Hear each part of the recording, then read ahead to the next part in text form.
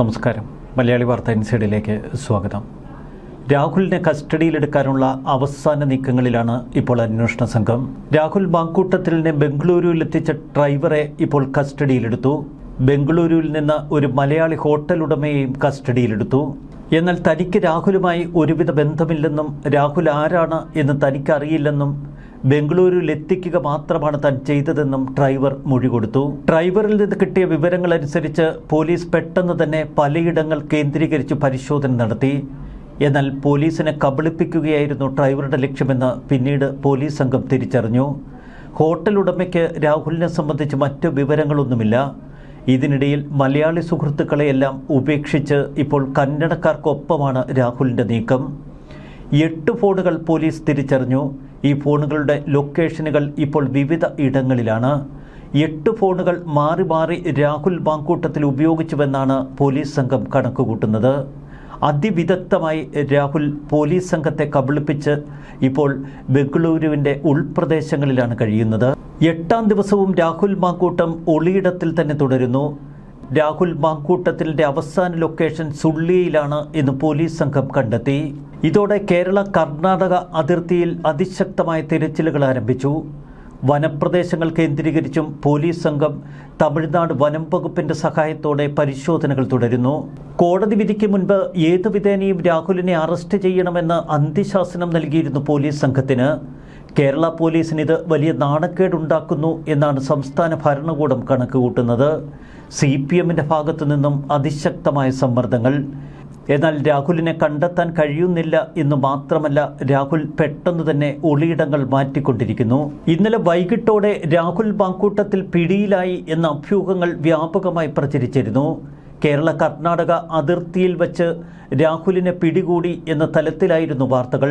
കേരള കർണാടക അതിർത്തിയിലേക്ക് രാഹുൽ നീങ്ങുന്നുവെന്നും തുടർന്ന് കേരളത്തിൻ്റെ പോലീസ് സംഘം രാഹുലിനടുത്തെത്തി എന്നുമുള്ള വിവരങ്ങളാണ് തലസ്ഥാനത്തേക്ക് ഇന്നലെ പ്രവഹിച്ചത്. പോലീസ് ആസ്ഥാനത്തടക്കം വലിയ ജാഗ്രത തുടർന്നിരുന്നു. രാഹുലിനെ അറസ്റ്റ് ചെയ്ത് തിരുവനന്തപുരത്തേക്ക് എത്തിക്കുന്നതടക്കമുള്ള കാര്യങ്ങൾ ഇതിനകം തന്നെ പദ്ധതിയിട്ടിരുന്നു. രഹസ്യാന്വേഷണ വിഭാഗവും സംസ്ഥാന ഇന്റലിജൻസ് സംവിധാനങ്ങളുമൊക്കെ ഉണർന്നു പ്രവർത്തിക്കുന്നു. രാഹുലിനെ കണ്ടെത്തുന്നതിൽ പോലീസ് ഏറെക്കുറെ പരാജയപ്പെട്ട ഘട്ടത്തിൽ എത്തി നിൽക്കുമ്പോൾ AKG സെന്ററിൽ നിന്ന് കമ്മ്യൂണിസ്റ്റ് പാർട്ടിയുടെ പ്രാദേശിക നേതാക്കൾക്ക് നിർദ്ദേശങ്ങൾ നൽകുന്നു. കർണാടകയിലുള്ള കമ്മ്യൂണിസ്റ്റ് അനുഭാവികൾക്കും രാഹുലിനെ കണ്ടെത്താനുള്ള നിർദ്ദേശം നൽകിക്കഴിഞ്ഞു. രാഹുലിനെ ബംഗളൂരുവിലെത്തിച്ച ഡ്രൈവറെ ഇപ്പോൾ രഹസ്യ കേന്ദ്രത്തിൽ ചോദ്യം ചെയ്യുകയാണ് പോലീസ് സംഘം. ഡ്രൈവറിൽ നിന്ന് എന്തെങ്കിലുമൊക്കെ രഹസ്യങ്ങൾ വീണ്ടെടുക്കാമെന്നാണ് പോലീസിന്റെ കണക്കുകൂട്ടൽ. മലയാളിയായ ഇയാൾ കഴിഞ്ഞ കുറെ കാലമായി കർണാടകയിലാണ് താമസം. അവിടെ ഉന്നത രാഷ്ട്രീയ ബന്ധമുള്ള റിയൽ എസ്റ്റേറ്റുകാരൻ്റെ ഡ്രൈവറായി ജോലി ചെയ്യുകയായിരുന്നു. ഡ്രൈവർ പറഞ്ഞതനുസരിച്ച് നഗരത്തിൽ നിന്ന് മാറി ഒരു രഹസ്യ കേന്ദ്രത്തിലേക്ക് അന്വേഷണ സംഘം എത്തി. എന്നാൽ അവിടെ രാഹുലിൻ്റെ പൊടി പോലുമില്ല. കർണാടകയിലെ ചില ഉന്നത വ്യക്തികളുടെ സഹായം രാഹുൽ മാങ്കൂട്ടത്തിന് ലഭിക്കുന്നുണ്ട് എന്ന് പോലീസ് സംഘം കണക്കുകൂട്ടുന്നു. അതുകൊണ്ടാണ് ഇത്ര സുഖകരമായി രാഹുൽ തൻ്റെ ഉള്ളിയിടങ്ങൾ മാറ്റുന്നത്. ഇതിനിടയിൽ ചില റിസോർട്ടുകളിലും പബ്ബുകളിലുമൊക്കെ രാഹുൽ എത്തി എന്ന വിവരവും പോലീസ് സംഘത്തിന് ലഭിച്ചു. രസകരമായ ഒട്ടനവധി സംഭവങ്ങളും വിശേഷങ്ങളുമുണ്ട് ഈ രാഹുൽ വേട്ടയിൽ. രാഹുൽ ബംഗളൂരുവിലുള്ള ഒരു മസാജ് പാർലറിൽ എത്തിയെന്നും അവിടെ 1 മണിക്കൂറിലധികം ചെലവഴിച്ചുവെന്നും ഇതിനിടയിൽ ചില അഭ്യൂഹങ്ങൾ പോലീസിന് മുന്നിലെത്തി. മസാജ് പാർലർ കേന്ദ്രീകരിച്ചുള്ള അന്വേഷണം പക്ഷെ വിഫലമായി. മസാജ് പാർലറിലെ ഒരു ജീവനക്കാരി ഇതിനിടയിൽ ഒരു സ്വകാര്യ വാഹനത്തിൽ പുറത്തേക്ക് പോയി ഒരു പ്രൈവറ്റ് പ്രാക്ടീസ് നടത്തുന്നു എന്ന വിവരങ്ങളൊക്കെ പരന്നിരുന്നു.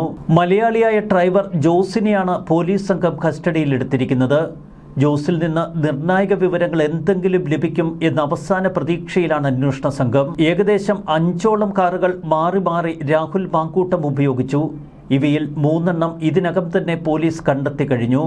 കൃത്യമായ വിവരത്തിന്റെ അടിസ്ഥാനത്തിലാണ് ഇപ്പോൾ രാഹുലിനെ സഹായിച്ച ഡ്രൈവറെ അറസ്റ്റ് ചെയ്തത് എന്ന് SIT പറയുന്നു. രാഹുൽ മാങ്കൂട്ടത്തിലിനെ സഹായിച്ച മറ്റു ചിലരെ കൂടി ഇതിനകം തന്നെ തിരിച്ചറിഞ്ഞു കഴിഞ്ഞു. അവരും തങ്ങളുടെ അറസ്റ്റിൽ എത്രയും പെട്ടെന്ന് വീഴുമെന്ന് പോലീസ് സംഘം വിശ്വസിക്കുന്നു. രാഹുലിന് വേണ്ടിയുള്ള തിരച്ചിൽ ഇപ്പോൾ വലിയ വാർത്തയാകുന്നു. എന്നാൽ അതിലപ്പുറം വലിയ നാണക്കേടുമുണ്ടാക്കുന്നു കേരള പോലീസിന്. രാഹുലിനെതിരെ കൂടുതൽ പരാതികൾ ഇപ്പോൾ ഉയരുന്ന സാഹചര്യത്തിൽ എത്രയും പെട്ടെന്ന് അറസ്റ്റിലാക്കേണ്ട അനിവാര്യത പോലീസ് സംഘം മനസ്സിലാക്കുന്നു.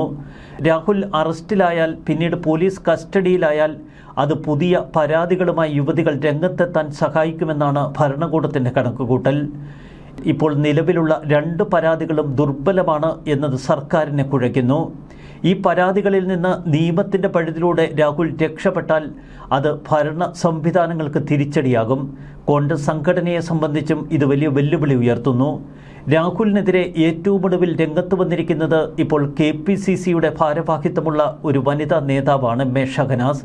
ഷഹനാസിന് പിന്നാലെ മറ്റു ചില യുവതികൾ കൂടി രാഹുൽ മാങ്കൂട്ടത്തിനെതിരെ ശക്തമായ മൊഴിയുമായി ഉടൻ തന്നെ രംഗത്തെത്തുമെന്ന സൂചനകൾ ഇപ്പോൾ പുറത്തുണ്ട്. കോൺഗ്രസിലെ ഒരുപിടി നേതാക്കൾ രാഹുലിൻ്റെ ബദ്ധവൈരികളാണ്. അവർ അറഞ്ചം പുറഞ്ചം രാഹുലിനെ തീർക്കാനുള്ള സർവ്വതന്ത്രങ്ങളും പയറ്റുന്നു. ഒരു മുൻ MPയുടെ മകളെ ചതിച്ചതാണ് ആ MPക്കും അദ്ദേഹത്തിൻ്റെ സഹപ്രവർത്തകർക്കും സുഹൃത്തുക്കൾക്കുമൊക്കെ ഇത്രയധികം പക വളരാനുള്ള കാരണം.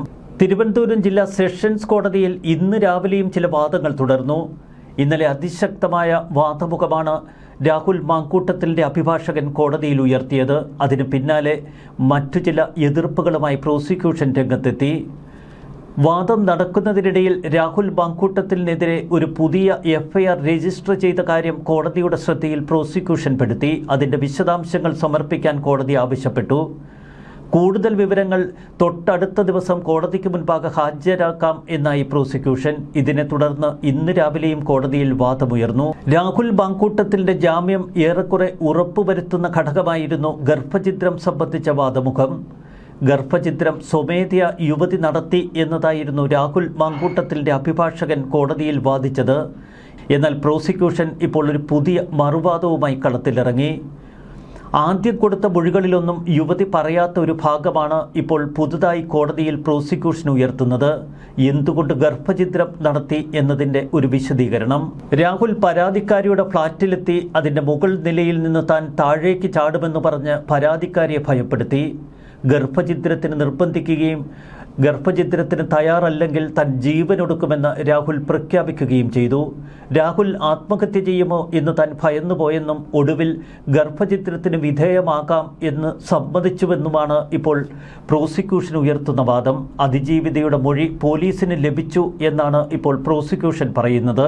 രാഹുൽ ഭീഷണിപ്പെടുത്തിയതിനെ തുടർന്നാണത്രേ ഗർഭഛിദ്രത്തിന് താൻ തയ്യാറായത്. പിന്നീട് മൊബൈൽ ഫോണിലും തന്നെ വിളിച്ച് ഭയപ്പെടുത്തി. ആത്മഹത്യ ചെയ്യും എന്ന ഭീഷണിയായിരുന്നു തനിക്ക് മുന്നിൽ രാഹുൽ വെച്ചത്.